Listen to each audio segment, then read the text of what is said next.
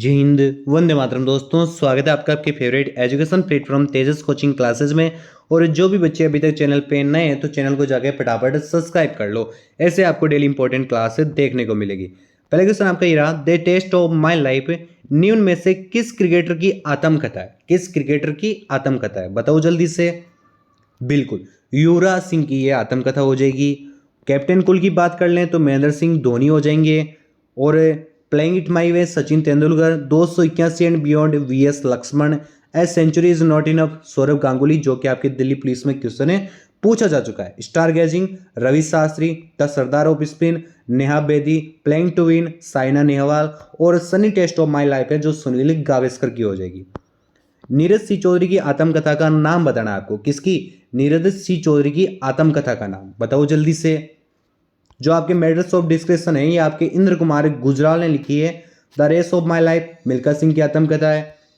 An autobiography of ए योग प्रेमहंस योगानंद हो जाएंगे। और जो आपके बची है वो आपके नीरज सी चौधरी हो जाएंगे, यानी कि आपका डी ऑप्शन एकदम करेक्ट होने वाला है। और जो इनकी प्रसिद्ध पुस्तकें हैं वो देख लो अच्छे से। इनकी जो प्रसिद्ध पुस्तकें ये हो जाएगी। किसकी जयंती को राष्ट्रीय शिक्षा दिवस के रूप में मनाया जाता है? बताओ किसकी जयंती को। आज थोड़ा गला बैठा हुआ है तो अच्छे से देख लेना इधर उधर, थोड़ा सा आवाज का कुछ दिक्कत हो तो। किसकी जयंती को राष्ट्रीय शिक्षा दिवस के रूप में मनाया जाता है? बताओ जल्दी से। बिल्कुल, अबुल कलाम आजाद। कब मनाई जाती है? 11 नवंबर को मनाते हैं। और ये आपके प्रथम शिक्षा मंत्री थे, ये आपको ध्यान रखना है, ये आपके प्रथम शिक्षा मंत्री थे। तो प्रथम महिला शिक्षा मंत्री की भी बात कर लें, कौन थी वो थी आपके स्मृति ईराना। कौन थी? स्मृति ईराना। और जो आपके जवाहरलाल नेहरू है इनकी जयंती पर आपके बाल दिवस मनाए जाते हैं। कौन सा बाल दिवस मनाते हैं इनकी जयंती पर? कब मनाते हैं? 14 नवंबर को। यह भी आपको साथ में ध्यान रखते हुए चलना है। निम्नलिखित में से कौन सी बावड़ी भारतीय राज्य राजस्थान में स्थित है? कौन सी बावड़ी हो जाएगी वो? देखो, जो राजू की बावली है ये आपके दिल्ली में, मेहरौली दिल्ली में। किसने बनवाई थी? दौलत खान ने बनवाई थी। कब बनवाई थी? 1506 में बनाई थी। उजाला बावली की बात कर लें तो ये आपके एमपी यानी कि मध्य प्रदेश में। कहाँ पे? मांडू किले के अंदर है। चांद बावड़ी की बात करें तो ये आपके जयपुर में, जयपुर के जो आभानेरी गांव है वहां पे। किसने बनवाई? राजा चंदा ने बनवाई। किस वंश का शासक था? निकुंभ वंश का शासक था। अग्रसेन बावली की बात करें ये भी आपके दिल्ली में ही है। कहाँ पे है? दिल्ली में। पूछा आपको राजस्थान का पूछा है तो राजस्थान जयपुर में आता है, सॉरी जयपुर राजस्थान में आता है। तो हो गया ना चंद बावड़ी। तो सी ऑप्शन आपका एकदम करेक्ट होने वाला है। सुधा चंद्रन एक प्रसिद्ध अभिनेत्री और एक कुशल नर्तकी है। तो किसकी नर्तकी है? सुधा चंद्रन की बात हो रही है। बहुत नाम सुना है आपने इनका। बताओ। भरतनाट्यम क्या हो जाएगा? भरतनाट्यम हो जाएगा। राष्ट्रीय पुरस्कार मयूरी 1995 के लिए नंदी स्पेशल जूरी अवार्ड से सम्मानित किया गया था इनको। जो भरतनाट्यम के प्रसिद्ध है रुक्मणी देवी, मल्लिका साराभाई, यामिनी कृष्णमूर्ति, सविता शास्त्री और बाला सरस्वती। जो आपके ये बाला सरस्वती है इनको भरतनाट्यम की रानी माना जाता है। क्या माना जाता है? भरतनाट्यम की रानी माना जाता है, यानी क्वीन ऑफ भरतनाट्यम। निम्नलिखित में से कौन सा मुख्य तालवाद्य यंत्र है जिसका उपयोग मोहिनीअट्टम नृत्य के प्रदर्शन में किया जाता है? बताओ जल्दी से।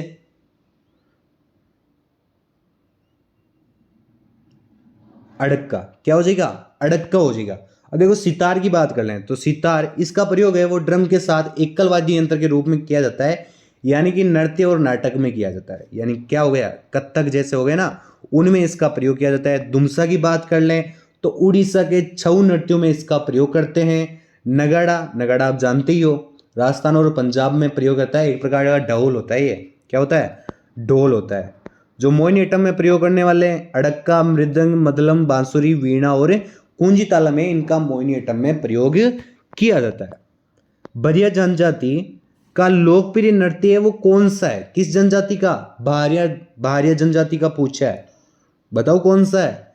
बिल्कुल बदाम। क्या हो जाएगा? बदाम हो जाएगा। हाल ही में प्रधानमंत्री नरेंद्र मोदी ने 26 जनवरी 2024 को गणतंत्र दिवस समारोह के लिए मुख्य अतिथि बनने के लिए किसे आमंत्रित किया है? किसे किया है? लेटेस्ट न्यूज है। बिल्कुल जो बाइडेन। जो बाइडेन है जो कि आपके अमेरिका के राष्ट्रपति हैं, अगर ये इस चीज़ को अप्रूवल कर देते हैं कि भाई हाँ मैं आपके स्वीकार करता हूँ, तो ये आपके दूसरे हो जाएंगे। अभी इनको आमंत्रित किया है बस। पहले कौन थे? पहले आपके बराक ओबामा थे। अब साथ में ये भी बता दो 2023 में जो आपके गणतंत्र दिवस है उसमें मुख्य अतिथि कौन थे? 2023 का बात है, कौन थे? 2023 में मिस्र के राष्ट्रपति कौन थे? मिस्र के राष्ट्रपति अब्देल फताह अल सीसी, वो मुख्य अतिथि थे। निम्नलिखित में से कौन सही सुमेलित है? कौन है जो आपके सही सुमेलित है? देखो अच्छे से।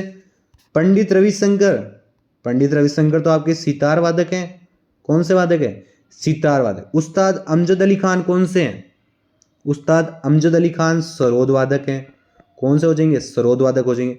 हरिप्रसाद चौरसिया की बात कर लें तो हरिप्रसाद चौरसिया आपके बांसुरी वादक है ना, बांसुरी वादक। पंडित विश्व मोहन भट्ट ये आपके वीणा वादक है। तो क्या हो जाएगा? सही सुमेलित। सही सम्मिलित आपका डी है। पंडित विश्व मोहन भट्ट है, वो आपके वीणा के ही है। पद्म श्री पुरस्कार से सम्मानित सितारा देवी उनके देश के क्षेत्र में योगदान के लिए प्रसिद्ध है। तो किस के योगदान के क्षेत्र में जो है वो प्रसिद्ध है? कौन है? सितारा देवी। बताओ जल्दी से, क्या हो जाएगा? बिल्कुल, सितारा देवी कथक के लिए, किसके? कथक की नर्तंगना है और गायिका और अभिनेत्री भी है। संगीत नाटक अकादमी पुरस्कार इनको 1969 में मिला था। पद्मश्री है 1973 में मिला था। कालिदास सम्मान है वो 1995 में इनको मिला था। हाल ही में अंतर्राष्ट्रीय वकील सम्मेलन 2023, हाल ही में जो अंतर्राष्ट्रीय वकील सम्मेलन 2023 आयोजन है वो निम्नलिखित में से कहां किया जाएगा? कहां किया जाएगा?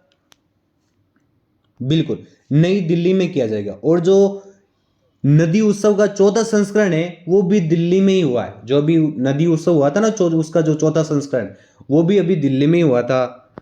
हाल ही में किस प्रतिष्ठित एकलव्य पुरस्कार से सम्मानित किया गया था? किससे प्रतिष्ठित एकलव्य पुरस्कार से सम्मानित किया गया? कौन थे वो? बिल्कुल, किसे? पलक शर्मा को किया गया था। 1968 में भारत सरकार द्वारा प्रदत्त साहित्य अकादमी अध्यात्वृत्ति पाने वाले प्रथम व्यक्ति है वो कौन थे? कौन थे? एस राधाकृष्णन थे। कौन थे? एस राधाकृष्णन थे। ये भारत की राष्ट्रीय पत्र अकादमी द्वारा दिए जाने वालों का एक साहित्य सम्मान होता है, जो आपके होता है ना ये, तो ये भारत की राष्ट्रीय पत्र अकादमी द्वारा दिया जाता है, जो कि एक साहित्य सम्मान है। प्रसिद्ध संगीतकार उस्ताद सुल्तान खान किस वाद्य यंत्र से संबंधित है? कौन है? उस्ताद सुल्तान खान की बात हो रही है कि किस वाद्य यंत्र से संबंधित है? बताओ जल्दी से। सारंगी से। किससे हो जाएंगे? सारंगी से हो जाएंगे। इनको जो संगीत नाटक अकादमी पुरस्कार है वो 1992 में मिला था। ये साथ में ध्यान रखते हुए चलना है आपको। पूछा जाता है कि संगीत नाटक अकादमी पुरस्कार इनको कब मिला था, आप देख लेना। जो भी प्रीवियस ईयर के जो भी जितने भी हैं उन्हें पूछा जा चुका है। और पद्मश्री है वो 2010 में, इसीलिए मैं बार बार ये चीज़ हर चीज़ में डिटेल के साथ बता रहा हूँ। सारंगी की प्रमुख की बात कर लें तो आपके अब्दुल लतीफ़ खान, बुंदू खान, इकराम खान, मुईद खान, नाथू खान, साबिर खान, साबरी खान, सुहेल, यूसुफ खान, सुल्तान खान, ये आपके सारंगी के हो जाएंगे। ओणम उत्सव मुख्य रूप से भारत के निम्नलिखित में से किस राज्य में मनाया जाता है? ओणम उत्सव सबको मालूम है, बहुत बार बता चुका हूं मैं। बिल्कुल, केरल में मनाते हैं ना, हाँ केरल हो जाएगा। जो ओणम है उसे हार्वेस्ट त्योहार भी कहते हैं। कौन सा? हार्वेस्ट त्योहार के नाम से भी इसे जाना जाता है। हार्वेस्ट त्योहार भी आ जाए तो कंफ्यूज नहीं होना है, ओणम ही त्योहार है वो। और ये अगस्त और सितंबर के बीच में भी मनाया जाता है। अगस्त और सितंबर के बीच में मनाया जाता है। ये भी पूछा जाता है कौन सा त्योहार कब मनाया जाता है ना। केरल के प्रसिद्ध त्योहार की बात कर लें तो विशु तिरुपुरम, नेहरू बोट रेस, तयम महोत्सव, कोंडुगलूर भरानी उत्सव, अटुकल पोंगला उत्सव आदि हो जाएंगे ना। अगला है, हाल ही में आईसीसी द्वारा अगस्त 2023 के लिए ICC player of the month award किससे सम्मानित किया गया था? किसे किसे सम्मानित किया गया था इस अवार्ड से? बिल्कुल, कौन थे वो? एक तो बाबर आजम थे और एक अलीन केली थे। कौन थे? बाबर आजम और अर्लीन केली थे। बाबर आजम है, इनको तीसरी बार मिल चुका है। ये तीसरी बार मिल चुका है। आईसीसी का मुख्यालय वो कहाँ पे? आईसीसी का मुख्यालय आपके दुबई में है। इसकी स्थापना कब हुई थी? इसकी स्थापना हुई थी 15 जून। कब हुई थी? 15 जून 1909 में आईसीसी के मुख्यालय की स्थापना हुई थी और मुख्यालय आपके दिल्ली में है।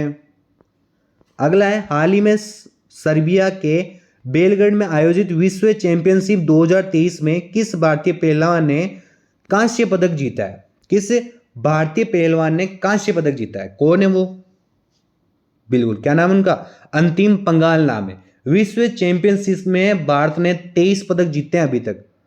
मालूम होगा आपको कितने पदक जीते हैं? 23 पदक जीते हैं अभी तक, जिसमें से आपके एक तो स्वर्ण पदक हो गया और 5 आपके रजत पदक हो गए और कितने बचे? 17 आपके कांस्य पदक हो गए। अगला है, हाल ही में प्रमिला मलिक निम्नलिखित में से किस राज्य की विधानसभा की पहली महिला अध्यक्ष चुनी गई है? हाल ही में बताओ क्या होगा? ओडिशा। क्या हो जाएगा? ओडिशा इसका एकदम सही होने वाला है। हाल ही में किस प्रतिष्ठित नॉर्मैन बोरलॉग फील्ड अवार्ड प्रदान किया? किससे किया गया? स्वाति नाइक को। किसको किया? स्वाति नाइक को किया। हॉर्नबिल उत्सव कहां मनाया जाता है? हॉर्नबिल उत्सव से 2 से 3 क्वेश्चन अभी तक सारे एग्जाम के अंदर पूछे जा चुके हैं। बताओ कहां मनाया जाता है? नागालैंड में मनाया जाता है। कहां पे मनाया जाता है? नागालैंड में मनाया जाता है। हॉर्नबिल त्योहार को त्योहारों का त्योहार कहते हैं। क्या कहते हैं? त्योहारों का त्योहार है आपके हॉर्नबिल उत्सव को कहा जाता है। कब मनाया जाता है? 1 से 10 दिसंबर तक मनाया जाता है। 10 दिसंबर तक है ना। नागालैंड के त्योहार की बात कर लें तो सकर्णीय, त्युसकनीय, लोलंगे, नोकुलम, मिमुको, तुको, एमोंग, तुलनी, ये आपके नागालैंड के हो जाएंगे। पर पुष्कर क्यों प्रसिद्ध है भाई? ये बताओ पुष्कर क्यों प्रसिद्ध है? कहां पे है पुष्कर? पुष्कर क्यों प्रसिद्ध है? बिल्कुल, ऊंट और पशु मेले के लिए। ये अक्टूबर या नवंबर में मेला लगता है। कब लगता है? अक्टूबर से नवंबर, मान लो ये अक्टूबर या नवंबर में ये मेला लगता है। आपके पुष्कर का मेला है वो विश्व में सबसे बड़ा ऊंट और पशु मेला है, सबसे बड़ा। ये चीज ध्यान रखनी है। भारतीय बांसुरी वादक हरिप्रसाद चौरसिया निम्नलिखित में से किस संगीत घराने से संबंधित है?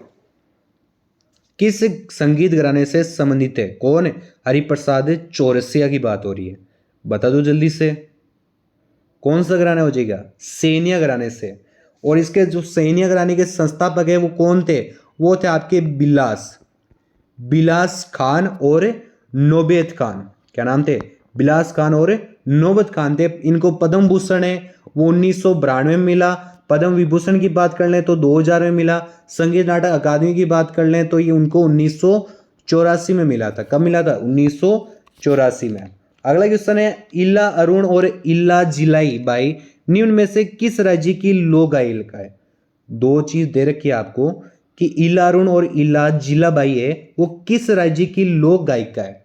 किस राज्य की हो जाएगी? बिल्कुल राजस्थान की। कहां की? राजस्थान इसका एकदम सही होने वाला है। राजस्थान के प्रसिद्ध लोक गायक की बात कर लें तो इल्ला अरुण, मामे खां, सरताज खान, सरवर खान, स्वरूप खान, अल्लाह जिलाबाई और रिपेरिया बालम। भारत की सबसे पुरानी रिफाइनरी है वो कहां पर स्थित है? सबसे पुरानी रिफाइनरी बिल्कुल डिगबोई हो जाएगा। क्या हो जाएगा? डिगबोई। भारत के तेल उद्योग का जन्म स्थान भी कहा जाता है डिगबोई को। क्या कहा जाता है? भारत के तेल उद्योग का जन्म स्थान। ये आपके 11 दिसंबर 1901 की कमीशन की गई है। कब? 11 दिसंबर 1901। ध्यान में रखते हुए चलना है आपको सारी चीज डिटेल के साथ। डिगबोई रिफाइनरी है वो भारत की सबसे पुरानी और दुनिया की सबसे पुरानी ऑपरेटिंग रिफाइनरी है। भारत की सबसे पुरानी और साथ में दुनिया की सबसे पुरानी ऑपरेटिंग रिफाइनरी कौन सी? डिगबोई रिफाइनरी। किसको भारत के नागरिक उड्डयन का जनक माना जाता है? किसको माना जाता है? किसके लिए? नागरिक उड्डयन का जनक किसको माना जाता है? बिल्कुल बताओ जल्दी से। जे.आर.डी. टाटा को। बिल्कुल क्या हो जाएगा? जे.आर.डी. टाटा को माना जाता है और ये आप पहले भारतीय थे जिनके पास उड़ान लाइसेंस था। क्या था? उड़ान लाइसेंस था। भारत के सर्वोच्च न्यायालय में नियुक्त होने वाली प्रथम महिला न्यायाधीश कौन थी? प्रथम महिला न्यायाधीश कौन थी? कौन थी? क्या नाम था उनका? बिल्कुल एम फातिमा बीबी। एम फातिमा देवी है, इनका है 1989 में बने थे। कब बने थे? 1989 में ये बने थे। और जो इंदु मल्होत्रा है वो सुप्रीम कोर्ट के द्वारा वरिष्ठ अधिवक्ता के रूप में नामित की जाने वाली दूसरी महिला है। कौन?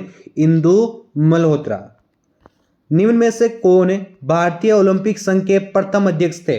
भारतीय ओलंपिक संघ के प्रथम अध्यक्ष कौन थे? क्या नाम था उनका?